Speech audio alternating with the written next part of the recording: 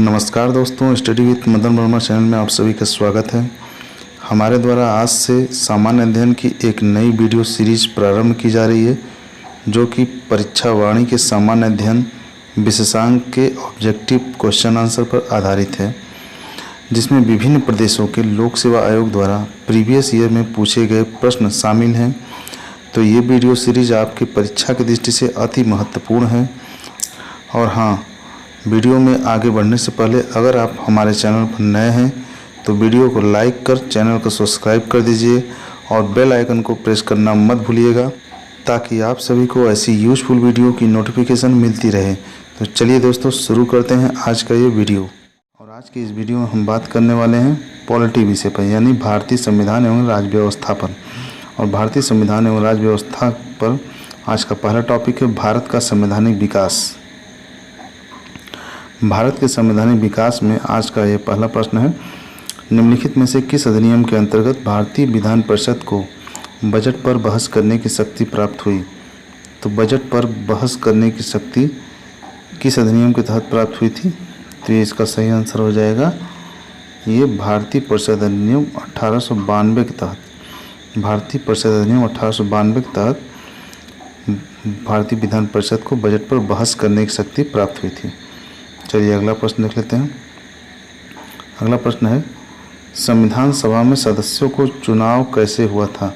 तो संविधान सभा में सदस्यों का चुनाव कैसे हुआ था? तो ये हुआ था आपका प्रांतीय विधान सभाओं द्वारा। किससे हुआ था दोस्तों? प्रांतीय विधान सभाओं द्वारा ये हुआ था, संविधान सभा में सदस्यों का चुनाव। चलिए अगला प्रश्न देख लेते हैं। तीसरा प्रश्न है सूची 1 को सूची 2 से सुमेलित करना है। तो आइए इस सूची को हम लोग मिला लेते हैं। तो नियंत्रण परिषद की स्थापना किसके तहत हुई थी? तो नियंत्रण परिषद की स्थापना पिट्स का भारतीय अधिनियम इसके तहत हुई थी 1784 के तहत। और सर्वोच्च न्यायालय की स्थापना यह रेगुलेटिंग एक्ट यानी नियामक अधिनियम 1773 के द्वारा हुई थी। इंग्लिश मिशनरियों को भारत में कार्य करने की अनुमति यह चार्टर अधिनियम 1813 के तहत मिली थी। और गवर्नर जनरल की परिषद में कानूनी सदस्य की नियुक्ति ये चार्टर अधिनियम 1833 के तहत मिली थी। ठीक है, वीडियो पॉज करके आप लोग इसे ध्यान से देख लीजिएगा। चलिए अगला प्रश्न देखते हैं। निम्नलिखित में से किस अधिनियम में कलकत्ता में सर्वोच्च न्यायालय की स्थापना का प्रावधान किया गया था? तो अभी आप लोगों ने पढ़ा कि यह रेगुलेटिंग एक्ट 1773 के तहत हुआ था। क्या? कलकत्ता में सर्वोच्च न्यायालय की स्थापना रेगुलेटिंग एक्ट 1773 के द्वारा की गई थी। चलिए अगला प्रश्न देख लेते हैं। केंद्र में द्वैध शासन किस अधिनियम के अंतर्गत स्थापित किया गया? तो केंद्र में द्वैध शासन किस अधिनियम के तहत अंतर्गत स्थापित किया गया? तो ये किया गया था भारत सरकार अधिनियम 1935 के तहत। किसके तहत? भारत सरकार अधिनियम 1935 के तहत केंद्र में द्वैध शासन स्थापित किया गया था। चलिए अगला प्रश्न देख लेते हैं।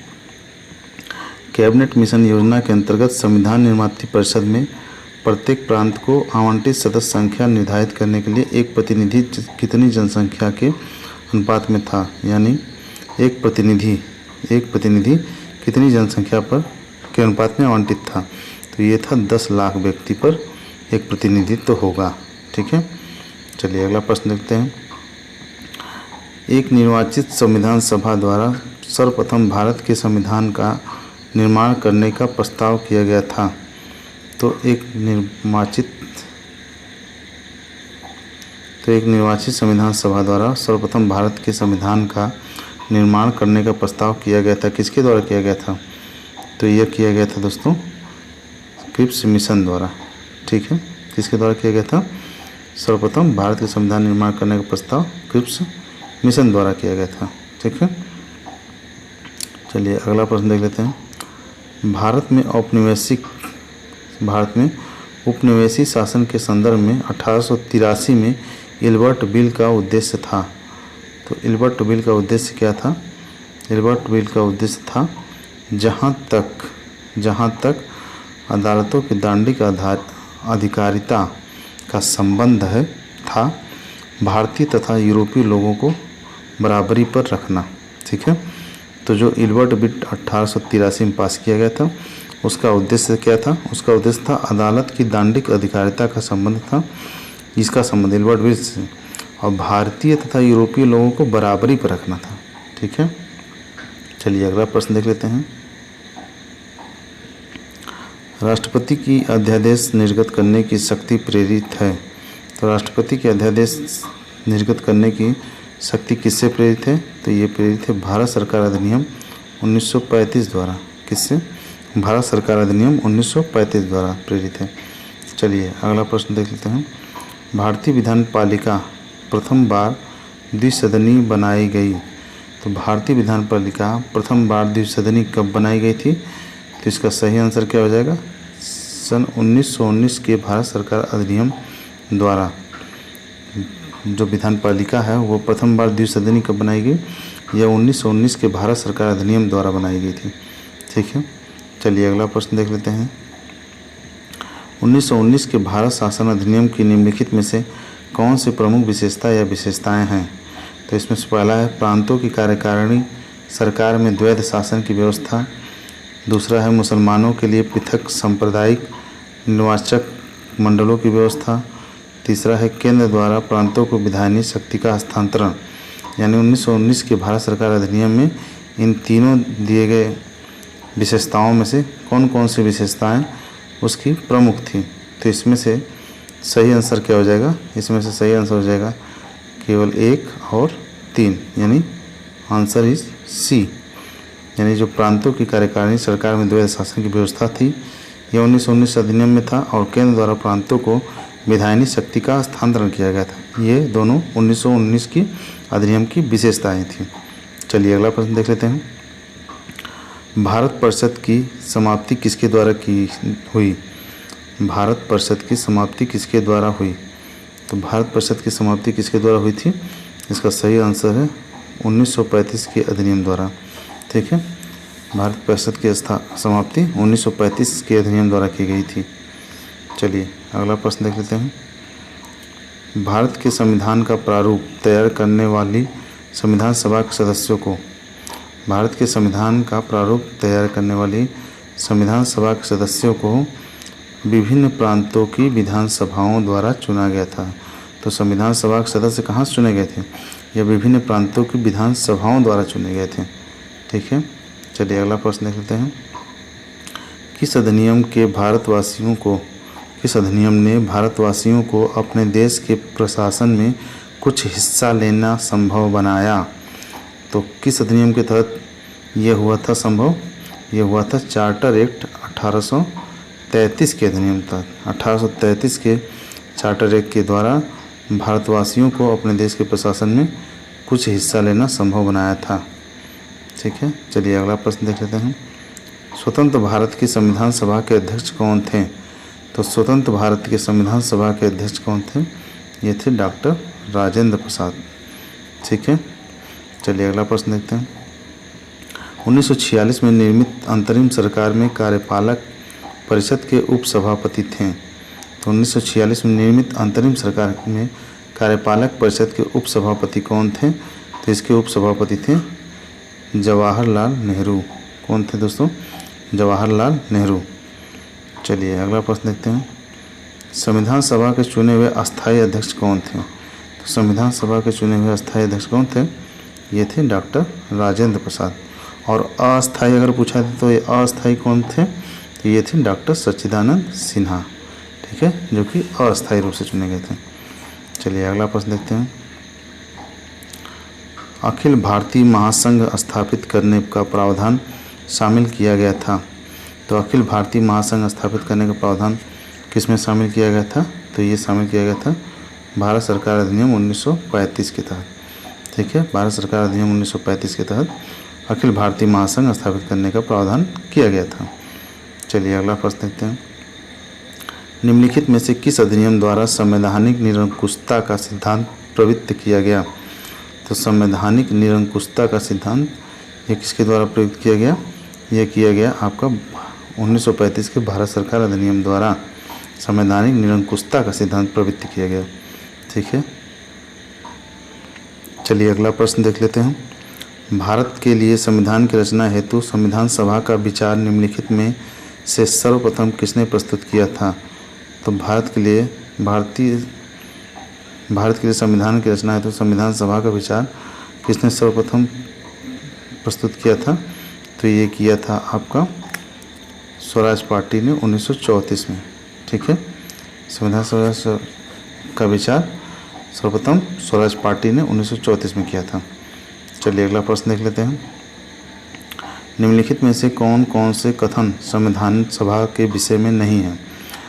निम्नलिखित में से कौन कौन से कथन संविधान सभा के विषय में नहीं है? ठीक है, तो पहला, वह वयस्क मताधिकार पर आधारित नहीं थी, वह प्रत्यक्ष निर्वाचन का परिणाम थी, वह बहुदलीय निकाय थी, उसने अनेक समितियों के माध्यम से कार्य किया। तो इसका सही आंसर क्या हो जाएगा दोस्तों?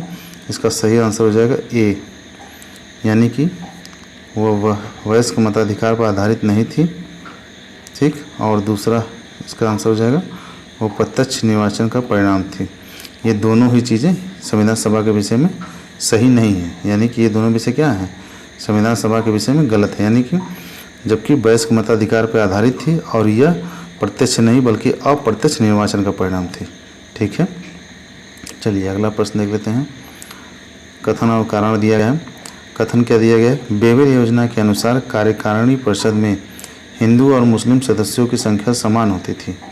ठीक है, अब इसका कारण देख लीजिए। बेबेल का विचार था कि ऐसी व्यवस्था से भारत का बंटवारा बच जाता है। ठीक है, तो इसमें देखिए कथन और कारण में क्या सही होगा? इसका सही आंसर सही हो जाएगा कथन सही है पर कारण गलत है, यानी कि ये जो है कथन बेबेल योजना के अनुसार कार्यकारिणी परिषद में हिंदू और मुस्लिम सदस्यों की संख्या समान होती थी, यह कथन सही है, लेकिन ये जो कारण दिया गया है ये क्या है? ये गलत है। ठीक है, चलिए अगला प्रश्न देखते हैं। भारतीय संविधान सभा की स्थापना की गई थी। तो भारतीय संविधान सभा की स्थापना कब की गई थी? ये आप सभी लोगों को पता होगा कि भारतीय संविधान सभा की स्थापना 9 दिसंबर 1946 को की गई थी।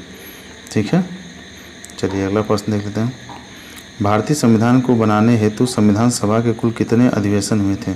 तो भारतीय संविधान को बनाने हेतु संविधान सभा कुल कितने अधिवेशन हुए थे? तो ये कुल अधिवेशन हुए थे आपके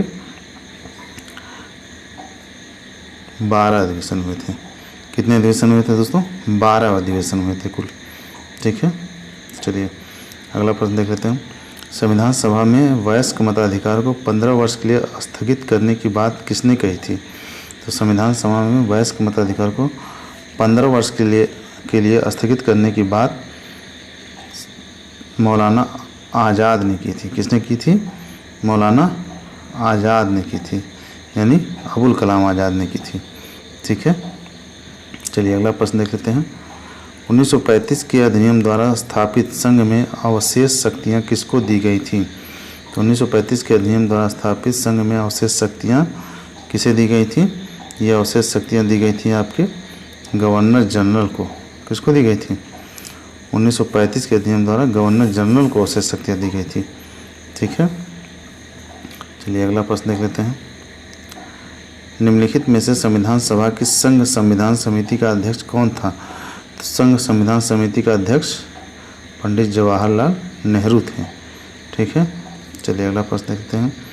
1935 के अधिनियम के तहत कराए गए विधानसभा चुनाव में किस राज्य में कांग्रेस ने पूर्ण बहुमत नहीं प्राप्त किया? तो किस राज्य में कांग्रेस ने पूर्ण बहुमत नहीं प्राप्त किया? इसका सही आंसर क्या हो जाएगा? ये हो गया बंगाल में।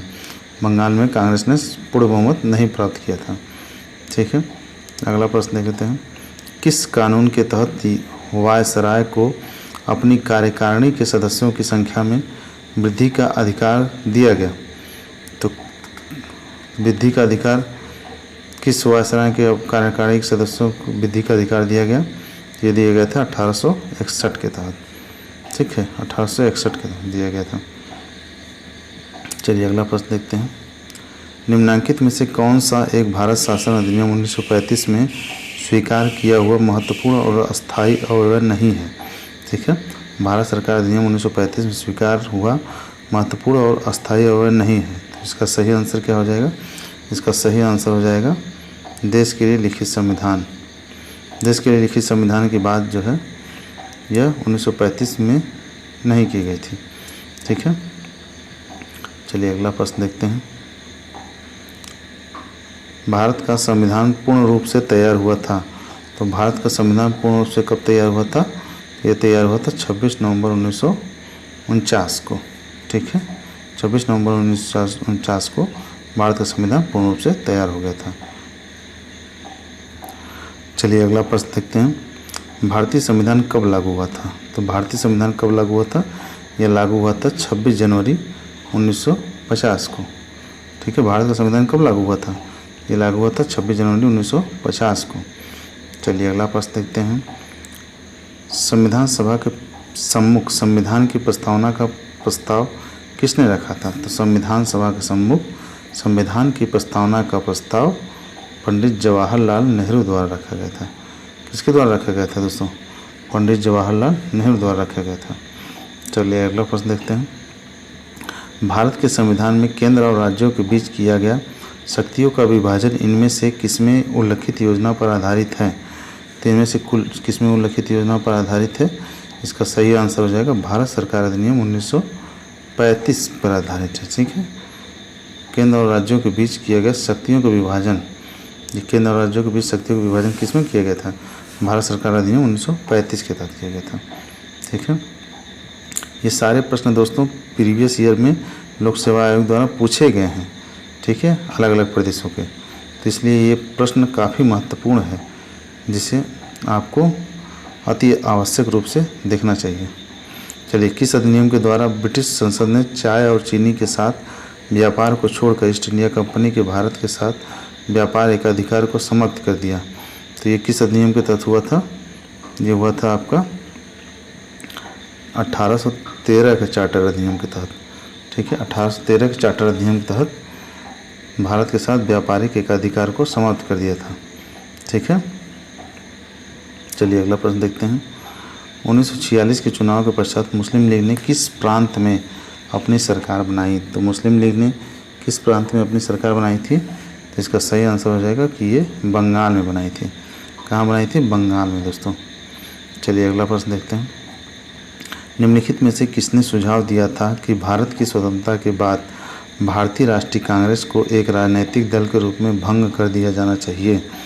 ये सुझाव किसने दिया था कि भारत की स्वतंत्रता के बाद भारतीय राष्ट्रीय कांग्रेस को एक राजनीतिक दल के रूप में भंग कर देना चाहिए? तो ये सुझाव था महात्मा गांधी का सुझाव था। ठीक है, कि भारतीय राष्ट्रीय कांग्रेस को राजनीतिक दल में भंग कर दिया जाए। चलिए अगला प्रश्न देखते हैं। इसमें कथन दिए गए हैं।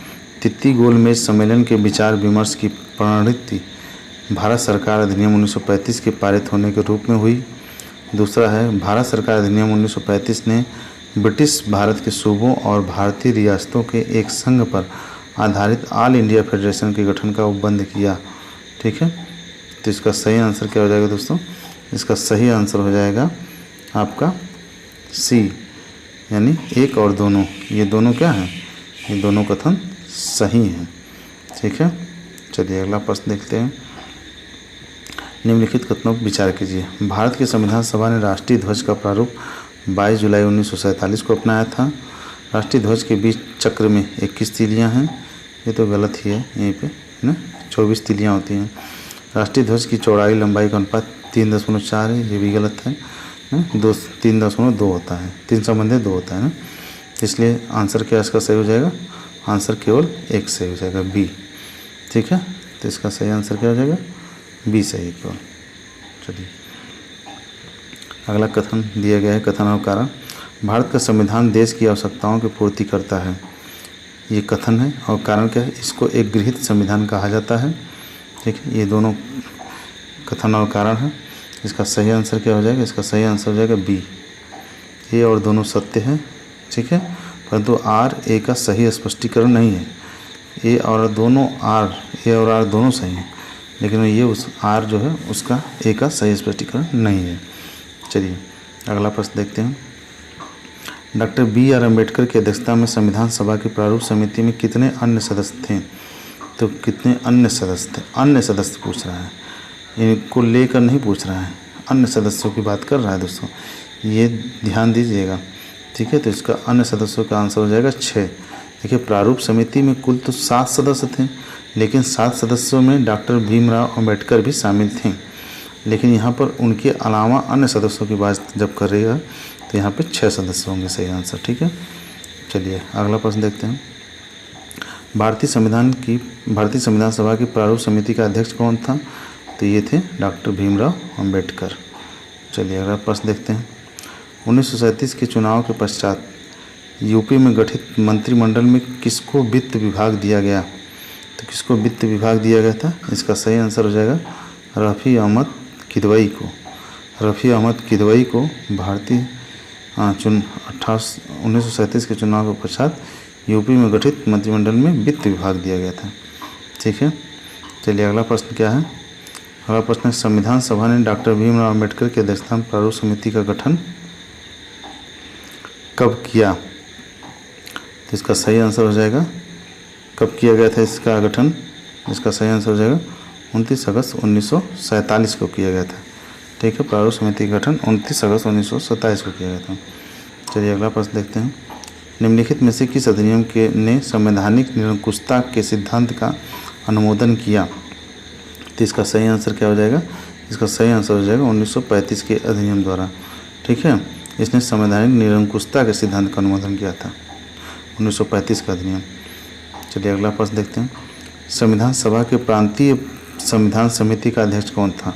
तो संविधान सभा के प्रांतीय संविधान समिति का अध्यक्ष जो है ये सरदार पटेल जी थे। ठीक है, सरदार वल्लभ भाई पटेल थे प्रांतीय संविधान समिति का अध्यक्ष। और संघीय संविधान समिति के अध्यक्ष कौन थे? पंडित जवाहरलाल नेहरू थे। चलिए अगला प्रश्न देखते हैं। डॉक्टर BR अम्बेडकर यानी भीमराव अम्बेडकर का जन्म और मृत्यु कब हुआ? डॉक्टर भीमराव अम्बेडकर की जन्म और मृत्यु ये हुई थी 1891 में जन्म हुआ था और 1956 में इनकी मृत्यु हुई थी। ठीक है, चलिए अगला प्रश्न देखते हैं। किस वर्ष में जनगण मन को भारत के राष्ट्रगान के रूप में अपनाया गया? तो भारत के राष्ट्रगान के रूप में जनगण मन को कब अपनाया गया? इसका सही आंसर है 1950 में अपनाया गया। चलिए अगला प्रश्न देखते हैं। संविधान पांडुलेखन समिति का निम्न में से कौन सदस्य नहीं था? तो संविधान पांडुलेखन समिति का निम्न में से कौन सदस्य नहीं था? तो इसका सही आंसर हो जाएगा पंडित जवाहरलाल नेहरू। ये जो है इसके सदस्य नहीं थे। चलिए अगला प्रश्न देखते हैं। भारतीय संविधान को अपनाया गया था, तो भारतीय संविधान को किसके द्वारा अपनाया गया था? इसका सही आंसर हो जाएगा संविधान सभा द्वारा अपनाया गया था। ठीक है, चलिए अगला प्रश्न देखते हैं। भारत के संविधान के निर्माण में संविधान सभा को कितना समय लगा? तो भारत के संविधान के निर्माण में 2 वर्ष 11 माह 18 दिन लगा था। ठीक है, 2 वर्ष 11 माह 18 दिन हमारे संविधान को बनाने में लगा। ठीक, चलिए अगला प्रश्न देखते हैं। भारत शासन द्वारा राजकीय चिन्ह कब से अंगीकृत किया गया था? तो कब से राजकीय चिन्ह को अंगीकृत किया गया था? इसका सही आंसर क्या हो जाएगा? इसका सही आंसर हो जाएगा यह 26 जनवरी 1950 को किया गया था। ठीक है, चलिए अगला प्रश्न देखते हैं। संविधान निर्मात्री परिषद की झंडा समिति के अध्यक्ष कौन थे? तो झंडा समिति के अध्यक्ष थे डॉक्टर राजेंद्र प्रसाद। कौन थे? झंडा समिति के अध्यक्ष डॉक्टर राजेंद्र प्रसाद थे। ठीक है, चलिए अगला प्रश्न देखते हैं। भारत को एक संविधान देने का प्रस्ताव संविधान सभा द्वारा पारित किया गया था। तो भारत को एक संविधान देने का प्रस्ताव संविधान सभा द्वारा कब पारित किया गया था? तो ये पारित किया गया था 22 जनवरी 1947 को। 22 जनवरी 1947 को। चलिए, भारत की स्वतंत्रता के समय इंग्लैंड में किस पार्टी की सरकार थी? तो भारत की स्वतंत्रता के समय इंग्लैंड में किस पार्टी की सरकार थी? तो इसका सही आंसर हो जाएगा लेबर पार्टी की सरकार थी। किसकी? लेबर पार्टी की सरकार थी। चलिए अगला प्रश्न देखते हैं। भारतीय संविधान सभा की पहली बैठक कब हुई थी? तो भारतीय संविधान सभा की पहली बैठक 9 दिसंबर 1946 को हुई थी। कब हुई थी? 9 दिसंबर 1946 को। चलिए अगला प्रश्न देखते हैं। BR अम्बेडकर का संविधान सभा में निर्वाचन हुआ था। तो BR अम्बेडकर का संविधान सभा में निर्वाचन हुआ था मुंबई प्रेसिडेंसी से हुआ था। ठीक है, चलिए निम्नलिखित अधिनियमों में से किस अधिनियम के फलस्वरूप बर्मा भारत से अलग हुआ? तो बर्मा भारत से कब अलग हुआ था? तो बर्मा भारत से अलग हुआ था गवर्नमेंट ऑफ इंडिया एक्ट 1935 के तहत बर्मा को भारत से अलग किया गया था। चलिए अगला प्रश्न देखते हैं। भारत की संविधान सभा ने राष्ट्रीय ध्वज को सर्वप्रथम कब स्वीकार किया गया था? तो भारत की संविधान सभा द्वारा राष्ट्रीय ध्वज को 22 जुलाई 1947 को स्वीकार किया गया था। कब किया गया था दोस्तों? 22 जुलाई 1947 को किया गया था। चलिए अगला प्रश्न देख लेते हैं। संविधान सभा में उद्देश्य प्रस्ताव निम्न में से किस एक के द्वारा प्रस्तुत किया गया? तो संविधान सभा में उद्देश्य प्रस्ताव पंडित जवाहरलाल नेहरू द्वारा प्रस्तुत किया गया था। चलिए अगला प्रश्न देखते हैं। भारतीय संविधान को 26 नवंबर 1949 को किसके द्वारा अधिनियमित किया गया था? तो किसके द्वारा अधिनियमित किया गया था? यह संविधान सभा द्वारा अधिनियमित किया गया था। ठीक है, चलिए अगला प्रश्न देखते हैं। निम्नलिखित में से कौन अगस्त 1946 ईस्वी में गठित प्रथम अंतरिम राष्ट्रीय सरकार का सदस्य नहीं था? तो निम्नलिखित में से कौन अगस्त 1946 में गठित प्रथम अंतरिम राष्ट्रीय सरकार का सदस्य नहीं था? तो इसका सही आंसर हो जाएगा आपका सी, डॉक्टर एस राधाकृष्णन। ठीक है, चलिए अगला प्रश्न देख लेते हैं। 1935 के अधिनियम द्वारा स्थापित संघ में अवशेष शक्तियाँ किसको दी गई थी? तो 1935 के अवशेष शक्तियाँ गवर्नर जनरल को दी गई थी। ठीक है, अवशेष शक्तियाँ किसके पास थी? यह गवर्नर जनरल के पास थी। ठीक है, चलिए अगला प्रश्न देख लेते हैं। संविधान सभा के संवैधानिक सलाहकार थे, तो संविधान सभा के संवैधानिक सलाहकार कौन थे? ये थे आपके BN राव। ठीक है, संवैधानिक सलाहकार कौन थे संविधान सभा के? डॉक्टर BN राव थे। ठीक है, चलिए अगला प्रश्न देख लेते हैं। भारत में स्वतंत्रता के पश्चात प्रथम मंत्रिमंडल का कानून मंत्री कौन था? तो कानून मंत्री कौन थे? ये थे डॉक्टर BR अम्बेडकर। ठीक है, प्रथम मंत्रिमंडल का कानून मंत्री डॉक्टर भीमराव अम्बेडकर थे। चलिए निम्नलिखित में से कौन संविधान प्रारूप समिति के सदस्य थे? तो निम्नलिखित में से प्रारूप समिति सदस्य कौन कौन थे? तो इसका सही आंसर हो जाएगा सी, यानी कि 1 और 3, यानी N गोपाला स्वामी और अल्लादी कृष्णा स्वामी अय्यर, ये दोनों लोग संविधान के प्रारूप समिति के सदस्य थे। चलिए अगला प्रश्न देखते हैं। किसने कहा था संविधान सभा कांग्रेस थी और कांग्रेस भारत था? यह कथन किसका है दोस्तों? तो ये कथन है आपका ऑस्टिन का कथन है। ठीक है, किसका कथन है? ऑस्टिन का कथन है। ऑस्टिन ने ये कहा था कि संविधान सभा कांग्रेस थी और कांग्रेस भारत था। चलिए अगला प्रश्न देख लेते हैं।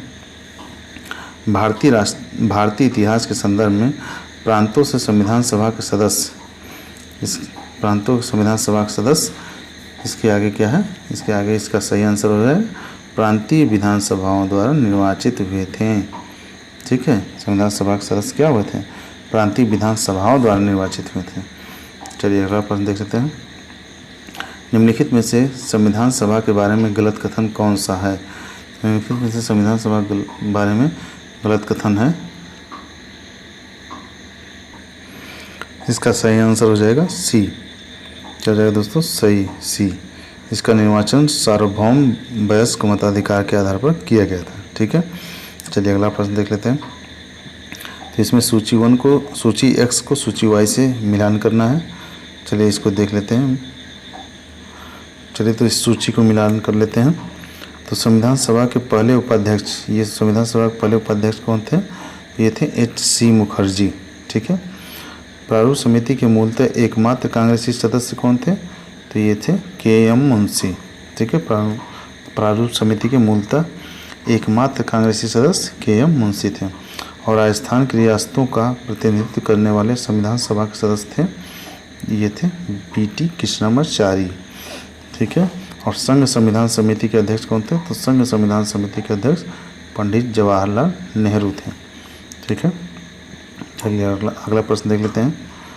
केंद्रीय विधानसभा के निम्नांकित में से कौन से निर्वाचन भारत शासन अधिनियम 1919 के तहत हुआ? तो ये केंद्रीय विधानसभा का निर्वाचन भारत शासन अधिनियम 1919 के तहत हुआ था। इसका सही आंसर क्या हो जाएगा? इसका सही आंसर हो जाएगा सी, यानी कि A 1926 और C 1945 इसके तहत हुआ था। ठीक है, चलिए अगला प्रश्न देख लेते हैं। निम्नलिखित में से किनसे भारत में अंग्रेजी शिक्षा की नींव पड़ी? भारत में अंग्रेजी शिक्षा की नींव कैसे पड़ी थी? इसका सही आंसर क्या हो जाएगा? इसका सही आंसर हो जाएगा डी, 1, 2 और 3, यानी 1813 के चार्टर एक्ट के द्वारा, general committee of public instruction 1823 द्वारा, और प्राच्यविद एवं आंग्लविद विवाद द्वारा। ठीक है, भारत में अंग्रेजी शिक्षा की नींव पड़ी थी। चलिए अगला प्रश्न देख लेते हैं। अपनी राष्ट्रवादी प्रतिक्रिया में भारतीय संविधान के निर्माताओं में अल्पसंख्यकों के हितों तथा भावनाओं के महत्व को कम करके आंका है।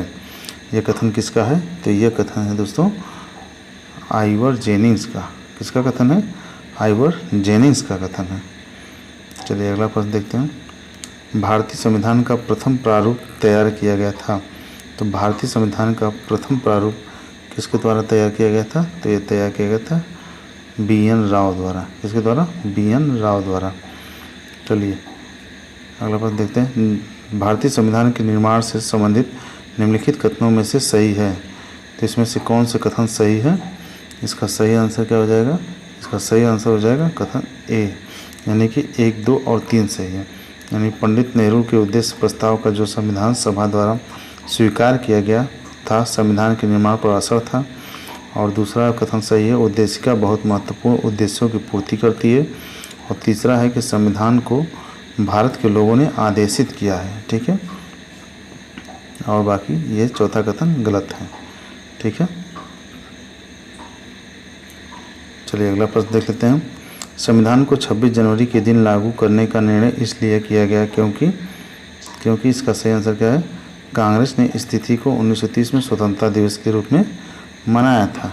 ठीक है, ये इसका सही आंसर है। चलिए अगला प्रश्न देखते हैं। भारतीय संविधान सभा के उद्घाटन अधिवेशन की अध्यक्षता की गई थी। तो भारतीय संविधान सभा के उद्घाटन अधिवेशन की अध्यक्षता किसके द्वारा की गई थी? इसका सही आंसर हो जाएगा डॉक्टर सच्चिदानंद सिन्हा द्वारा, जो कि भारतीय संविधान सभा के अस्थायी अध्यक्ष चुने गए थे। ठीक है, अगला प्रश्न देख लेते हैं। संविधान सभा द्वारा स्थापित मौलिक अधिकारों और अल्पसंख्यकों हेतु सलाहकार समिति के अध्यक्ष कौन थे? तो सलाहकार समिति के अध्यक्ष कौन थे? ये थे सरदार पटेल। कौन थे दोस्तों? सरदार पटेल। ये संविधान सभा द्वारा स्थापित मौलिक अधिकारों और अल्पसंख्यकों हेतु सलाहकार समिति के अध्यक्ष थे। चलिए अगला प्रश्न देखते हैं।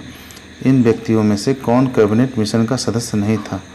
तो इनमें से कैबिनेट मिशन का सदस्य कौन नहीं था? तो इसमें सही आंसर हो जाएगा विलियम वुड नहीं थे। बाकी पैथिक लॉरेंस, स्टैफोर्ड क्रिप्स और AB अलेक्जेंडर, ये तीनों सदस्य कैबिनेट मिशन के थे। ठीक है, चलिए अगला प्रश्न देखते हैं। रेडक्लिफ समिति किस लिए नियुक्त की गई थी? तो रेडक्लिफ समिति किस लिए नियुक्त की गई थी? ये की गई थी आपके भारत और पाकिस्तान के बीच सीमाओं का निर्धारण करने के लिए। जैसा कि आप लोगों को पता है कि भारत और पाकिस्तान की जो सीमा है उसे रेडक्लिफ रेखा भी कहते हैं, रेडक्लिफ रेखा कहते हैं। ठीक है, चलिए भारतीय संविधान सभा में कुल कितनी महिलाएं थीं? कुल कितनी महिला सदस्य थीं? तो भारतीय संविधान सभा में कुल कितनी महिला सदस्य थीं? इसका सही आंसर क्या हो जाएगा? 15 महिला सदस्य थे। कुल कितनी संविधान सभा में महिला सदस्य थीं? 15। चलिए अगला प्रश्न देखते हैं। संविधान सभा में भारतीय संविधान का तृतीय वाचन कब प्रारंभ हुआ था? संविधान सभा में भारतीय संविधान का तृतीय वाचन कब प्रारंभ हुआ था? ये प्रारंभ हुआ था 14 नवंबर 1949 को। ठीक है, चलिए अगला प्रश्न देखते हैं। भारत का संविधान अंगीकृत और अधिनियमित हुआ था। तो कब अंगीकृत और अधिनियमित हुआ था? ये हुआ था 26 नवंबर 1949 को, जब भारतीय संविधान पूर्णतया बनकर तैयार हो गया था। ठीक है, चलिए अगला प्रश्न देखते हैं। भारत का संघीय न्यायालय निम्नलिखित में से किस वर्ष में स्थापित किया गया था? तो भारत का संघीय न्यायालय निम्नलिखित में से किस वर्ष स्थापित किया गया था? यह किया गया था आपका 1937 में। ठीक है, चलिए अगला प्रश्न देखते हैं। निम्नलिखित में से एक भारत सरकार अधिनियम 1935 की मुख्य विशेषताओं में से नहीं थी। इसका सही आंसर क्या हो जाएगा? इसका सही आंसर हो जाएगा बी, यानी कि अवशिष्ट विषय प्रांतीय विधायिकाओं को आवंटित किए गए थे, जबकि 1935 में अवशिष्ट विषय किसको दिए गए थे? गवर्नर जनरल के पास थे ना। ठीक है, तो ये कथन क्या हो जाएगा? सही नहीं है। ठीक है, चलिए अगला प्रश्न देखते हैं। 1935 का गवर्नमेंट ऑफ इंडिया एक्ट क्यों महत्वपूर्ण है? तो ये क्यों महत्वपूर्ण है दोस्तों? ये महत्वपूर्ण है, यह भारतीय संविधान का प्रमुख स्रोत है, इसलिए यह महत्वपूर्ण है। ठीक है, चलिए अगला प्रश्न देखते हैं। वर्ष 1937 के चुनाव में कितने प्रांतों में कांग्रेस का मंत्रिमंडल बना था? तो ये कितने प्रांतों में कांग्रेस का मंत्रिमंडल बना था? ये बना था आपका 8 प्रांतों में। ठीक है, 8 प्रांतों में कांग्रेस का मंत्रिमंडल बना था। फिर भारतीय संविधान के संदर्भ में द्वैध शासन, भारतीय संविधान के संदर्भ में द्वैध शासन सिद्धांत किसे निर्दिष्ट करता है? तो ये द्वैध शासन ये निर्दिष्ट करता है आपका डी, प्रांतों में प्रायोजित विषयों का 2 प्रवर्गों में विभाजन, इसे निर्दिष्ट करता है। ठीक है, चलिए 1927 की बटलर कमेटी का उद्देश्य था। तो 1927 की बटलर कमेटी का उद्देश्य क्या था? ये था आपका भारत सरकार एवं देशी रियासतों के बीच संबंध सुधारना। यह 1927 की बटलर कमेटी का उद्देश्य था। ठीक है, चलिए अगला प्रश्न देखते हैं। भारत की संविधान सभा की अंतिम बैठक की सही तिथि को बताइए। ठीक है, तो भारतीय संविधान सभा की अंतिम बैठक कब हुई थी? जब हमारा भारतीय संविधान सभा क्या हुआ था, बनकर तैयार हो गया था, और ये तो बनकर तैयार हो गया था 26 नवंबर 1949 को। लेकिन दोस्तों इसके बाद भी एक बैठक हुई थी, ये बैठक हुई थी आपकी 24 जनवरी 1950 को। ठीक है, चलिए अगला प्रश्न देखते हैं। ब्रिटिश भारत में सांप्रदायिक प्रतिनिधि की व्यवस्था निम्नलिखित में से किस अधिनियम द्वारा की गई थी? तो ब्रिटिश भारत में सांप्रदायिक प्रतिनिधित्व की व्यवस्था किस अधिनियम के तहत की गई थी? तो ये की गई थी मिंटो मार्लो 1909 अधिनियम के तहत, मिंटो मार्लो सुधार अधिनियम 1909 के तहत की गई थी। ठीक है, चलिए अगला प्रश्न देखते हैं। चार्टर एक्ट 1813 के संबंध में निम्नलिखित कथनों पर विचार कीजिए। ठीक है, तो इसका सही आंसर क्या हो जाएगा?